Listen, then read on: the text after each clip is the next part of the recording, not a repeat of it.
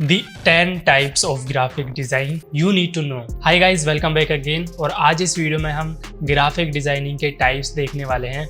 I know कि आप थोड़ा सा कंफ्यूज है कि ग्राफिक डिज़ाइनिंग के टाइप्स ये क्या होता है। ये बेसिकली ग्राफिक डिज़ाइन फील्ड के अंदर जो अलग अलग फील्ड होती हैं, जो ग्राफिक डिज़ाइनिंग अलग अलग टाइप के होते हैं, उसके बारे में हम डिस्कस करने वाले हैं। तो अगर आपसे कोई पूछे कि ग्राफिक डिज़ाइनिंग के कितने टाइप्स होते हैं तो आप उसका झट से जवाब दे सके। तो बिना किसी देरी किए चलिए हम शुरू करते हैं। एंड अगर वीडियो अच्छी लगी तो प्लीज़ लाइक एंड सब्सक्राइब जरूर कर देना। सबसे पहले हम स्टार्ट करते हैं एक सिंपली ग्राफिक डिज़ाइनिंग से। What is graphic designing? तो ग्राफिक डिज़ाइनिंग बेसिकली एक तरह की कम्युनिकेशन होती है जो आपके प्रोडक्ट और आपके कस्टमर के बीच में होती है। अब उस कम्युनिकेशन में कुछ भी हो सकता है, एक बैनर हो सकता है, एक पोस्ट हो सकता है, या फ्लेयर हो सकता है, या कोई लोगो हो सकता है जो ग्राफिकली आपके प्रोडक्ट को शो करता हो कस्टमर को। तो वो एक तरह की हम ग्राफिक डिज़ाइन कह सकते हैं। तो चलिए हम अब स्टार्ट करते हैं टाइप्स ऑफ ग्राफिक डिज़ाइंस। तो जो हमारी सबसे पहले नंबर पर है वो है ब्रांड आइडेंटिटी डिज़ाइन। तो ब्रांड का नाम सुनते ही आपके मन में ये आया होगा कि हमको यहाँ पर सिर्फ लोगो डिज़ाइन करना है। ऐसा नहीं है। अगर आप एक ब्रांड आइडेंटिटी के लिए डिज़ाइन कर रहे हैं तो सिंपली एक तो मेन चीज़ है लोगो के साथ साथ कौन सा फ़ॉन्ट यूज़ होगा, कौन सा कलर यूज़ होगा, क्या स्टाइल रहेगा डिज़ाइन का, कैसा आपका पैटर्न है, ताकि आपकी ब्रांड को पीपल जो लोग हैं, जो कस्टमर है, वो पहचान सके, रिकॉग्नाइज कर सके। फॉर एग्जांपल यहाँ पर एक वेबसाइट है बेवकूफ.com एंड इनका सोशल मीडिया, वहाँ पर ये कॉमनली क्या यूज़ करते हैं, सिर्फ एक येलो कलर।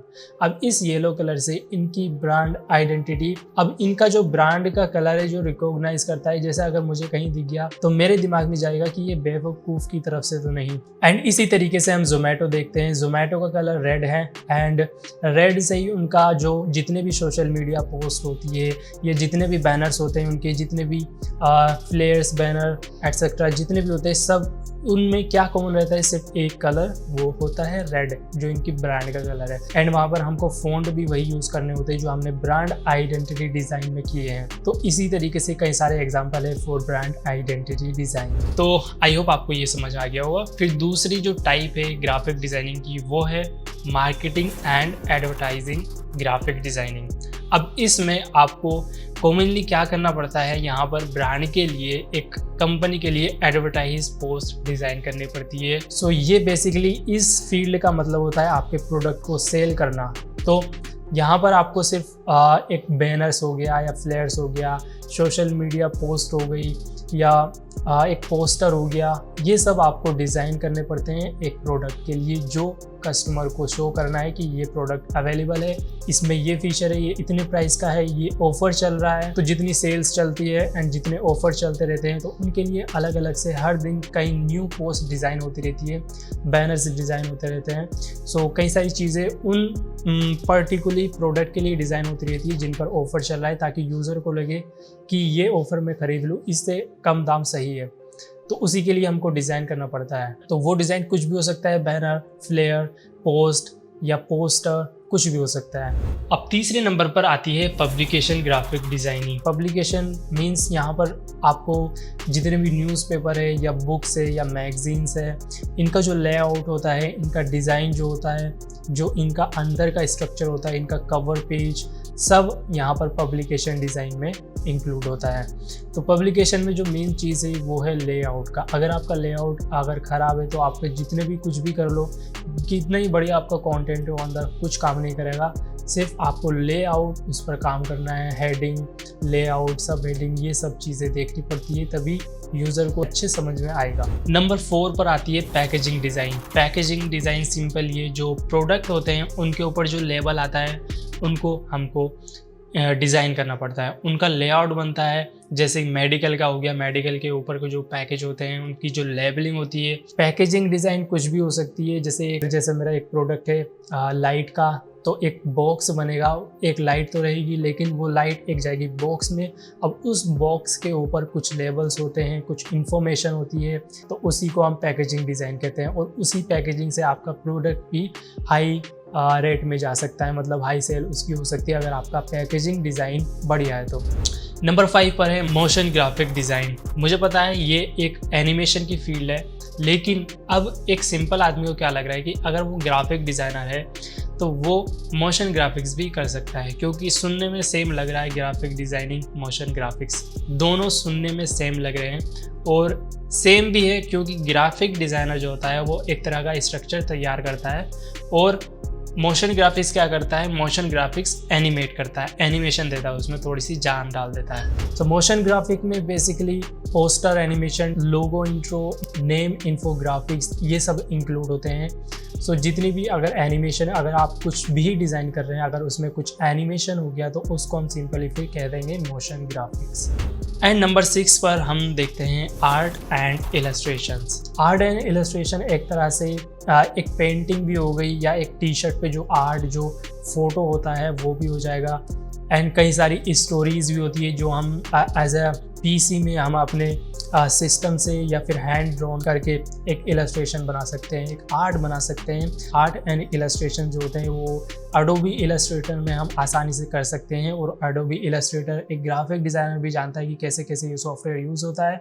सो मेनली वो भी इस काम को कर सकता है, आर्ट एंड इलस्ट्रेशंस। अब नंबर 7 पर हम बात करते हैं यूज़र इंटरफेस यानी यूआई डिज़ाइन। सो यूआई डिज़ाइनर क्या करता है, मान लीजिए अगर मेरा एक आइडिया है कि मुझे एक ऐप बनानी है, बैंकिंग ऐप बनानी है, तो उसके लिए हमको पहले थोड़ा सा सोचना पड़ेगा, उसका डिज़ाइन स्ट्रक्चर देखना पड़ेगा, कैसे कैसे उसमें एलिमेंट्स जाएंगे, क्या क्या इंफॉर्मेशन जाएंगी, कहाँ पर टेक्स्ट होगा, क्या शेप होगा, बटन्स जाएंगे वहाँ पर। एंड जितने भी एक तरह से बैंकिंग के एप्लीकेशन में होते हैं वो सब हम पहले डिज़ाइन कर लेते हैं। अब उस डिज़ाइन को फिर हम ऐसा प्रोटोटाइप हम देते हैं एक डेवलपर को और वो उस डिज़ाइन को देखते देखते वो एक एप्लीकेशन तैयार कर देता है। एंड उसके बाद है यूएक्स यानी यूज़र एक्सपीरियंस डिज़ाइनर। अब ये यूज़र एक्सपीरियंस एक तरह का थोड़ा सा अपग्रेड वर्जन है ऑफ यूआई यानी यूज़र इंटरफेस। अब यूएक्स में क्या होता है कि आपने डिज़ाइन तो कर लिया अपना एप्लीकेशन या वेबसाइट, लेकिन जो उसका फ्लो है, जो एनिमेशन उस पर अगर आप किसी चीज़ पर क्लिक करोगे तो कैसा उसका रिस्पॉन्स आएगा, अगर आप दूसरे पेज पर जा रहे हैं तो उस पेज को लोडिंग होने में उसका पेज का ट्रांजेक्शन कैसा होगा, ये सब तय करता है एक यूज़र एक्सपीरियंस। एंड नंबर 9 पर हम देखते हैं इन्फोग्राफिक डिज़ाइन। सो बेसिकली एक चीज़ शो करने के लिए होती है, इन्फो देने के लिए होती है उस चीज़ के बारे में जो आप शो कर रहे हैं यूज़र को। फॉर एग्जांपल बॉडी के पार्ट्स जो होते हैं जहाँ पर हमने इन्फॉर्मेशन दे रखी है कि ये आई है, ये हेड है, ये नोज़ है, तो वो एक तरह की इन्फोग्राफिक्स है। एंड बिजनेस में भी कई सारी होती है जो रिपोर्ट्स होती हैं, उनमें भी इन्फोग्राफिक यूज़ होती है। डाटा शो करने के लिए इन्फोग्राफिक्स यूज़ कर सकते हैं। सो इन चीज़ों को हम इन्फोग्राफिक डिज़ाइन कहते हैं। एंड नंबर 10 पर है हमारा lastly icon and label design. अब आइकन्स ये क्या होते हैं कि ये एक तरह के वेक्टर्स होते हैं, जैसे फैन का हो गया तो फैन का एक सिंपल थोड़ा सा आइकन आ जाएगा जिसे पता लगे कि ये एक फैन का आइकन है। इसी तरह से लैपटॉप का, कंप्यूटर का आइकन होता है। तो वे आइकन को डिज़ाइन करने के लिए हम बड़े आसानी से उसको कर सकते हैं एडोबी इलस्ट्रेटर में।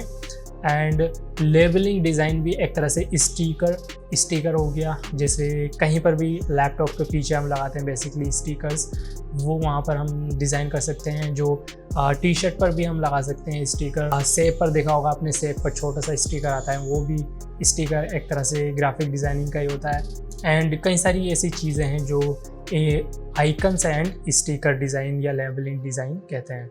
सो आज की इस वीडियो में बस इतना ही। एंड आई होप आपको ये इन्फॉर्मेशन अच्छी लगी होगी। अगर अच्छी लगी तो प्लीज़ वीडियो को लाइक करना मत भूलना एंड चैनल को भी सब्सक्राइब कर देना। तो मिलते हैं नेक्स्ट वीडियो में। Thank you so much.